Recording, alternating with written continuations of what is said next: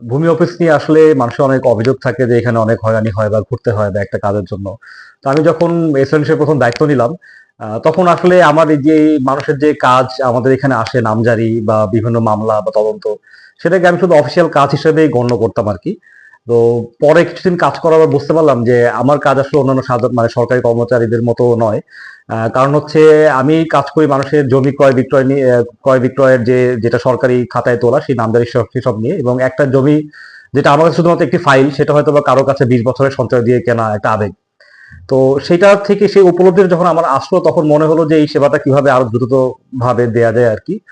সেখান থেকে সরকারি কাজের বাইরে বের হয়ে 9টা 5টা অফিস চিন্তা বাদ দিয়ে আমি মানুষের সেবা করার জন্য অনেক সময় রাত 8টা 9টা পর্যন্ত কিভাবে দ্রুত কাজটি করে দেওয়া যায় সেই অনুপ্রেরণা নিয়েই করছি। কারণ এই পদে হয়তো বা আমি বেশি দিন থাকবো না, সরকার হয়তো বা দ্রুত আমাকে অন্য পদে দায়িত্ব দিবে। তো যে কয়দিন মানুষের উপকার করা যায় সেটার জন্যই এই চেষ্টা আমার ছিল।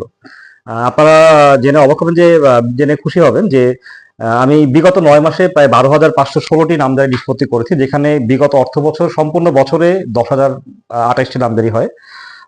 এবং আমি যখন দায়িত্ব নিই তখন তার আগে 4 মাস ছিলেন ছিল না, আমাদের ইউনো স্যার অতিরিক্ত দায়িত্বে ছিল, এটার জন্য কিছু গ্যাপ হয়। তো আমি দায়িত্ব নেওয়ার সময় নামজারি গড় নিষ্পত্তি ছিল 53 দিন। সেটা বর্তমানে শেরপুর উপজেলায় গড় নিষ্পত্তি মাত্র 16 দিন আর কি।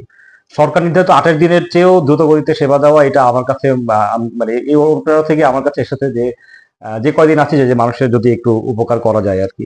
এটা ছাড়াও আমার উপর যে নির্বাহী ম্যাজিস্ট্রেট হিসেবে যে দায়িত্ব আমার উপর অর্পিত হয়েছে, নিয়মিত মোবাইল কোর্ট করা, আমাদের উচ্ছেদ অভিযান, আমি বেশ কয়েকটি অভিযান পরিচালনা করেছি। সরকারি একটি খাল বেদখল হয়ে গিয়েছিল রানীঘাটে, সেটি সারাদিন ব্যাপী অভিযান করে উচ্ছেদ করা হয়েছে এবং সেটা বর্তমানে খাল প্রবাহিত হচ্ছে।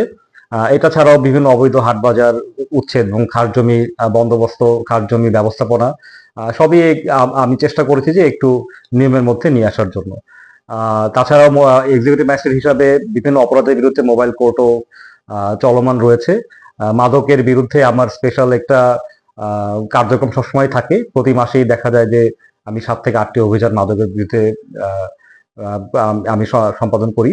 তো এলাকার মানুষের সহযোগিতা, ভালোবাসা এবং আমাদের যারা বিভিন্ন পর্যায়ে স্টেক হোল্ডার আছে, রাজনীতিবিদ, সাংবাদিক, সবার সহযোগিতার মাধ্যমেই আমরা এই কাজটা করে যাচ্ছি। এবং যদি এই সহযোগিতা অব্যাহত থাকে তাহলে আমার মনে হয় যে সকল অফিসারই, সকল কর্মকর্তা কর্মচারী তারাও অনুপ্রাণিত হবে ভালো কাজ করতে এবং দেশের মানুষের জন্য ভালো কাজ করবে। আমি আমি একটা খাজনা খারিজের জন্য আবেদন করছিলাম আমাদের মির্জাপুর ইউনিয়ন ভূমি অফিসে। তো ওখানে যাইতে একটু আমার লেট হয়ে গেছে, ওনাদের কোনো অফিস মানে সমস্যা না। তো ওখান থেকে বাতিল করে দেওয়ার পরে উনি আমাকে পরামর্শ দিল যে অ্যাসিলেন্ট স্যারের কাছে যান। তো অ্যাসিলেন্ট স্যারের কাছে আমি আসলাম। আমি এখানে এসে অভিভূত হয়ে গেছি। স্যার অত্যন্ত আন্তরিক একজন মানুষ। আমাকে জাস্ট 2 থেকে 3 মিনিটের মধ্যে আমার কাজটা করে দিয়েছে এবং সমস্যার সমাধান করে দিয়েছে। আমি অনেক হ্যাপি। আমি একটা জিনিস বিষয় আমার ভালো লাগছে যে আমাদের এই মোহাম্মদ আলী হাসান ছিলেন সাহেব, উনি অনেক সুন্দরভাবে উনার পরিশ্রম দিয়ে কাজ দিয়ে সফল করে দেখাচ্ছেন যে আমাদের শেরপুর থানায় উনি আসাতে আসলে সত্য কথা অনেক উন্নতি হয়েছে।